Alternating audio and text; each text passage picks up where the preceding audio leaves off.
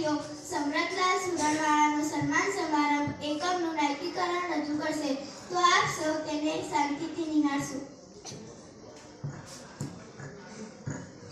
નમસ્કાર, મારું નામ બકુભાઈ બટાકાવાળો. હવે હું કહું છું કે આપણા લસણવાળા લલ્લુભાઈ આવીને સુરવાળા શેઠનો સન્માન કરશે.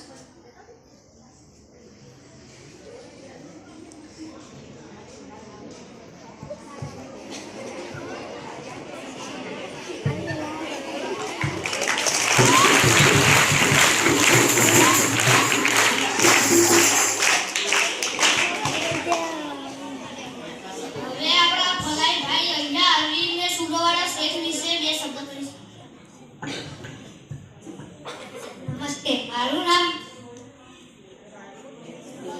ફુલાભાઈ ફંસીવાળા છે. હું આ સમરથલાલ શેઠને 10 વર્ષથી ઓળખું છું. એમના દાદા ભલે સુરણવાળા હોય, એમને ગાજરના ઇનામ મેળવ્યું છે. હું તો ભગવાનને એ જ પ્રાર્થના કરું છું કે એ મુરાની હરીફાઈમાં પણ ઇનામ મેળવી લાવે. હજુ તો એમની ઉંમર બસ 60 વર્ષની જ છે, છતાં સરકારી ઇનામ મેળવી લાવે. ભગવાન એમના 100 વર્ષ પૂરા કરે એવી પ્રાર્થના છે.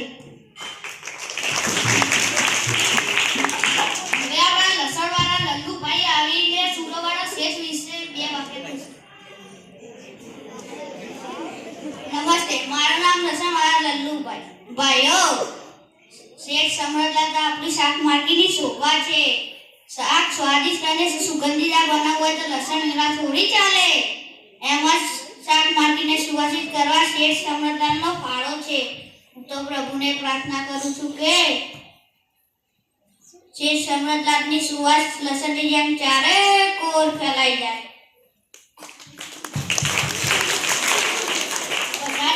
નમસ્કાર, મારું નામ બકુભાઈ બટાકાવાળો. મારો અને સુરણવાળા શેઠનો સંબંધ બહુ સારો છે. કે સુરણવાળા અને હું બટાકાવાળો થયા ને બે ફરાળી. બધા તો તેમને ગમે તે શાકભાજી કહે, હું તો તેમને બટાકા જેવો જ માનું છું, કારણ કે બટાકો બધા શાકમાં નખાય છે. એવી રીતે આપણે સુરણવાળા શેઠ પર બધે મળતાડા છે. હજી પણ મારે બીજું કહેવું છે કે બધા શાકમાં બટાકું માનીતું હોય છે. બધી મહિલાઓને ભાવે, બધા પુરુષોને ભાવે અને નાના છોકરાઓને તો બહુ જ ભાવે. એવી રીતે આપણા સુરણવાળા શેઠ પર બધે બધાના માનીતા છે. કોથમી વાળીને 5-10 રૂપિયાની ભીડ પડી હોય તો પણ આપણા સુરણવાળા શેઠ તેમને સહાય કરે છે. વેપારીને માર્કેટમાં કોઈને લોન લેવી હોય તો પણ આપણા સુરણવાળા શેઠ તૈયાર જ હોય છે. વેપારીને કોઈ વિધવા ફસાઈ હોય તો પણ આપણા સુરણવાળા શેઠ તેને મદદ કરે છે. એટલે તો હું કહું છું કે બટાકું જે બધાને પ્રિય હોય છે, આપણા સુરણવાળા શેઠ પર બધાને પ્રિય છે. આ વખતે તેમને ગાજરમાં ઇનામ મેળવ્યું છે. હું તો કહું છું આગળ જતા એ 2 મણનું મોટું બટાકું ઉગાડીને બટાકામાં પણ ઇનામ મેળવે.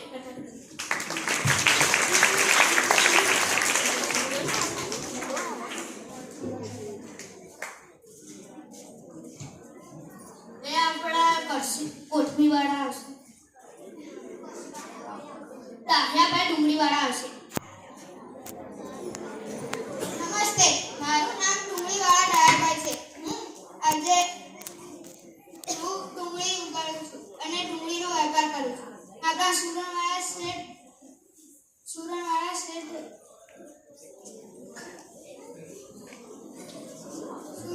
શેઠને કોઈ લસણ સાથે સરખાવે અને આપણા બકુભાઈ તેમને બટાકા સાથે સરખાવે, પણ હું તો તેમને ડુંગળી સાથે સરખાવીશ, કારણ કે ડુંગળી એ ગરીબો માટે આશીર્વાદ છે અને ડુંગળી ગરીબોના ઘરે અને શેઠોના ઘરે પણ જાય, તેમ આપણા સુરણવાળા શેઠ પણ ગરીબોના ઘરે અને મોટા શેઠોના ઘરે પણ જાય અને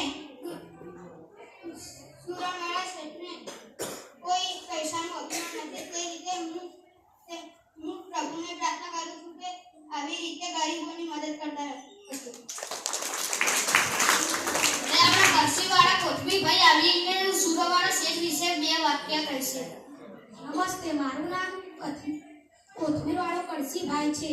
આજે હું સમરથલાલ શેઠ વિશે 2 વાક્યો કહીશ.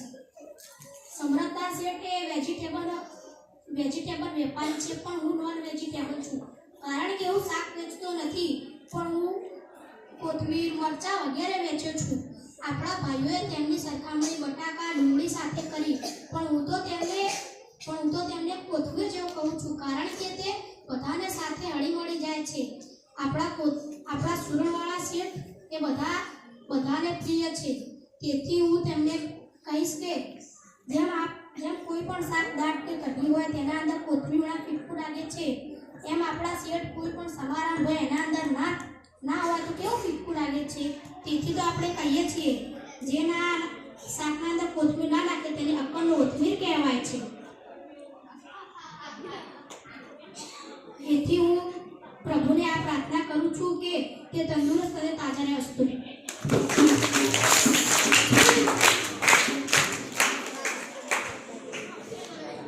નમસ્તે, મારું નામ છે સમરતલાલ સુરણવાળા. હું બટાકા જેવો છું કે સક્કરિયા જેવું કે ડુંગળી જેવું તેની મને તો કશી ખબર જ નથી. ઘરમાંથી તો મને મરચા જેવું કહે છે. પણ હું તો સીધો સાદો શાકનો વેપારી છું.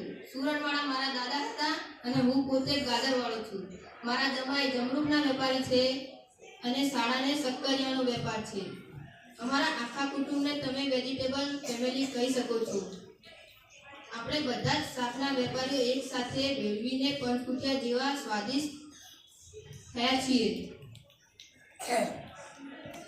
આપણા પરસ્પરના જ સહકારથી શાકભાજી ઊંચા આવશે તેવી મને આશા છે.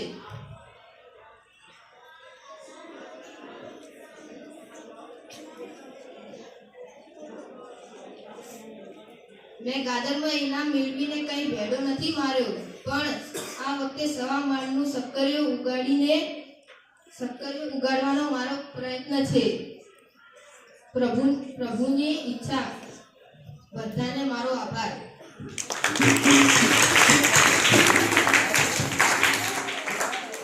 સુરવાળા શેઠે અહીંયા આવીને બે રીતે કરી તેના માટે હું આભાર કરું છું. આ બધાએ પણ સુરવડાવાળા વિશે કંઈ કહ્યું એ પણ મને સારું લાગ્યું અને શાક માર્કેટની શોભા રાખી છે સુરવાળા તેમને માટે તાળીઓ ઊંચી બનશે.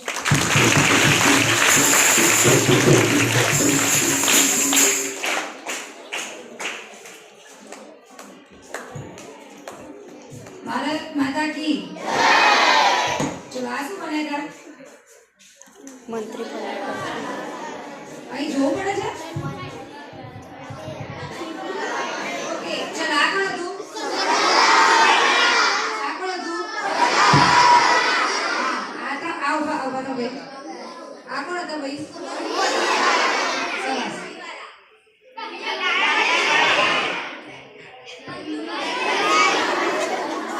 ખૂબ સરસ. બધા બાળકોએ ખૂબ સરસ મોઢે બોલી તૈયારી કરી તે બદલ તમને પણ શાળા પરિવાર વતી થેન્ક યુ.